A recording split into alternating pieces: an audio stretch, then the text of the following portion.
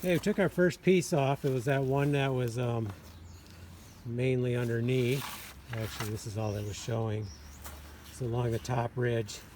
So the length, I just wanted to test it, but the length is right on 16. These are 8 by 16, so that's what was used on this roof. And they just ran one sideways. So that brings up another good point, well, a couple. So first of all, this is one of the things I really love about slate roofs.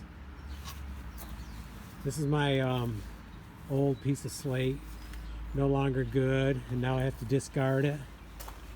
And all I do is go like that, and it's part of my slate patio. So it's got new life. So here's the other thing you need to think about when you buy slate. First of all, it's not as expensive. It is costly, but if you want the fake stuff, plan on paying more, in my opinion. Of course, installation I do myself, so I'm not counting that. Always get some without the holes pre-drilled. Like they will pre-drill them for you, and that's very handy.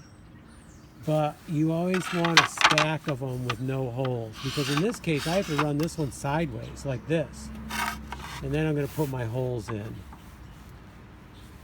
So thing to remember, always get some without the holes pre-drilled. And also when you're stacking them away for storage, make sure you know where that stack is, because I couldn't remember and I just had to go through a bunch. It could have been a lot worse, but luckily I came across them pretty quick. But a couple things to think about. Okay, let's get back up there and get our first fix complete.